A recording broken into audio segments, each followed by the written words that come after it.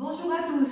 Nous allons vous présenter les procédures de prise en charge d'un patient susceptible d'être porteur de coronavirus dans un de nos centres de radiologie du groupe ODM. Ces procédures ont été faites aujourd'hui, mais peuvent être amenées à être modifiées en fonction du ministère de la Santé ou de la réalité de notre pays.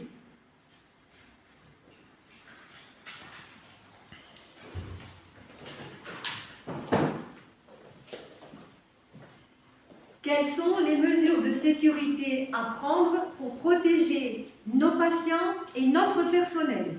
شنو الاجراءات اللي كتاخذوا ملي كيجي شي مريض مشكوك فيه باش تحميو المرضى الاخرين والطاقم الطبي وشبه الطبي؟ الاجراءات اللي كيتخذوا بالنسبه للراديولوجي اللي داخلين في قلب المصحات هي خص يكون اولا الدخول ديال الراديولوجي مختلف على الدخول ديال المرضى الاخرين. تكون معلمه هذه القضيه ديال الراديولوجي وتيكون لابد شي واحد اللي تيرشد الناس ان الدخول ديال الراديولوجي بوحدو باش ما يتخلطوش المرضى. هذا السيد اللي مكلف باش التوجيه تيفيريفي حتى الوصفات الطبيه واش شنو هو اللي مطلوب من عند الطبيب. ما تيخليش يدخلوا اكثر من مريض ولا معاه واحد الا كان عيان. وملي تيدخل المريض ولا اللي معاه اول حاجه تنديرو تنعطيوه داك الجيل هيدرو الكوليك باش تغسل يديه. اذا كان المريض جاي في واحد الكرسي متحرك ولا على برونكار تندوزوه في الكرسي المتحرك ديالنا ولا البرونكور ديالنا اللي من بعد غنعقموه. Quelle est la tenue de protection du personnel? شنو الاحتياطات اللي خاص الاطباء والممرضين يتاخذوا باش ما يتقاسوش بهذا الوباء؟ الاطباء والممرضين في العمل ديالهم لابد يكونوا لابسين اون شارلوت، اون بافيت، لا توني دو طرافاي فيها البيجاما ولا بلوز ولا صابو. ما خصهمش يكونوا لابسين اما الخواتم ولا الحلقات الودنين. خاصهم يغسلوا يديهم بلا سوليسيون هيدروالكوليك كاينه جينيرال وكاينه انديفيديال.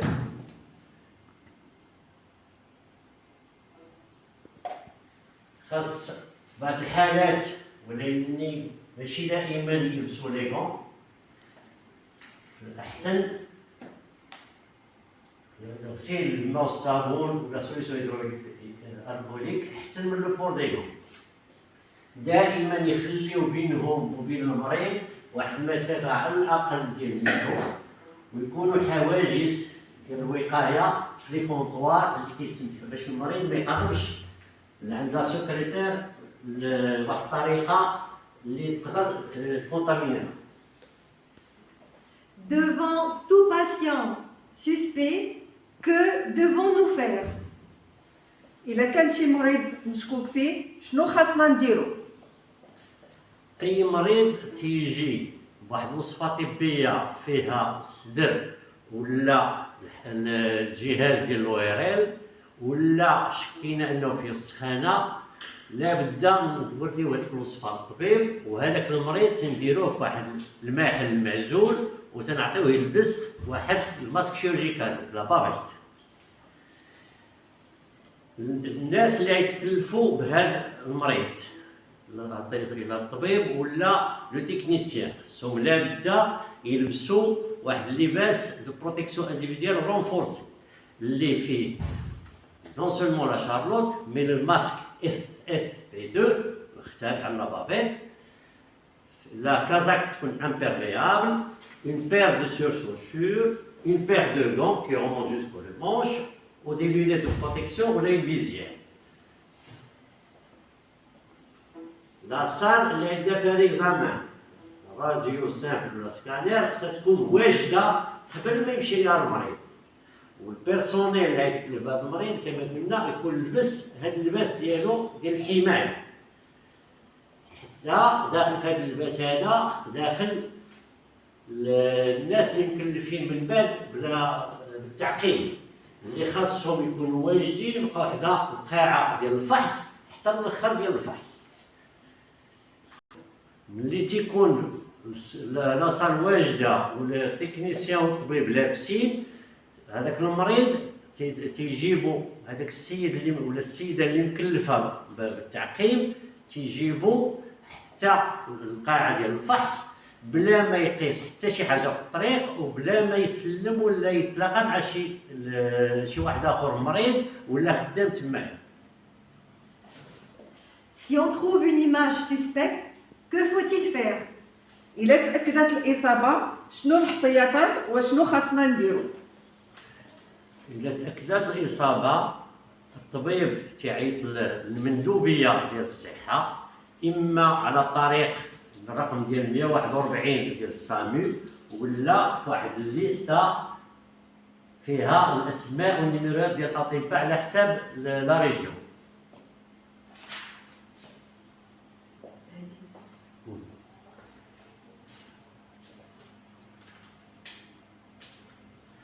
وتنخليو المريض في هذيك القاعة ديال العزل حتى تعطيونا الإذن باش نصيفطوه ليهم للسبيطار اللي يتكلف بالدواء ديالو. Comment se déshabiller après l'examen et que faire de cette tenue contaminée? من بعد ما يتم الفحص شنو خاصنا نديرو باللباس الوقائي وكيفاش نحيدوه؟ ملي تيسالي الفحص لابد نحيدو داكشي اللي كنا لابسين في قاعة في قلب القاعة ماشي في الخارج ديالها، لأنه يقدر يكون كونتاميني. الطريقة ديال اللباس الطريقة باش نحيدو هاد الحوايج غنصيفطوها لكم في واحد لي فيديو، لأنه مهم بزاف أنه ما نقيسوش البلايص الخارجيين باش ما نكونتاميناوش. يعني لي غون تيدارو بار بانساج بليساج، لي كازاك بار رولاج، لي سوسور ولا شارلوت ولو ماسك اون ديرني. داكشي كله اللي حيدناه تتكون عندنا في قلب القاعه واحد السله ديال المهملات خاصه بهاد الامور اللي حيدنا. Comment faut-il décontaminer les locaux? كيفاش نديرو التعقيم من هاد الاماكن اللي كان فيها لو باسيون؟ باش نديرو التعقيم ديال الاماكن هادو كاين عندنا واحد المواد خاصه على حساب واش لي سيرفاس ولا حساب لير ولا على حساب الارض. هادو كلهم غتلقاوهم موضحين كتابيا. المهم ملي نساليو لابد خصنا نسدو هذاك السله ديال المهملات اللي درنا فيها هذاك الشيء اللي تلاح. وفي اي بين تعقيم وتعقيم لابد نغسلو يدينا بهذاك الماء هيدروالكوليك. تنخرجوا من بعد هذاك سله المهملات وتنسدو القاعه. خصنا نتسناو على الاقل 20 دقيقه باش يمكننا ندخلو ونفوهو القاعه. Qui doit décontaminer les locaux et comment doit s'habiller la personne qui va le faire?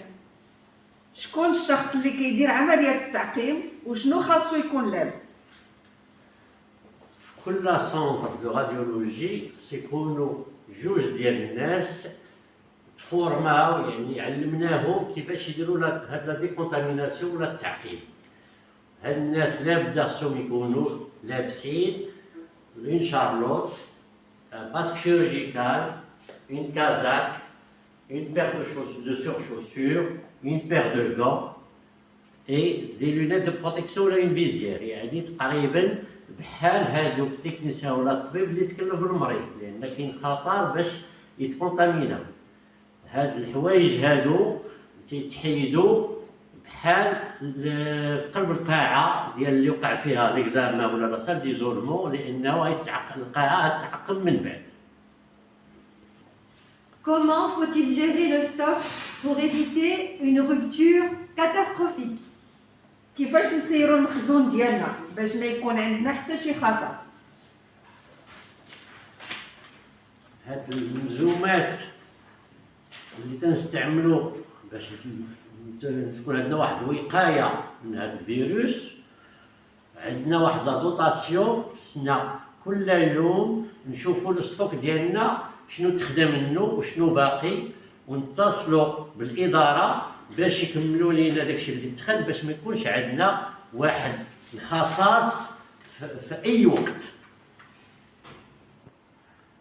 هاد التعليمات الا تبعناهم غنحميو نفوسنا وغنحميو المرضى الغير مصابين باش ما يتقاسوش بهذا الفيروس. هاد الفيروس تغلبوا عليه الا درنا اليد في اليد وخدينا الاحتياطات اللازمه. شكرا.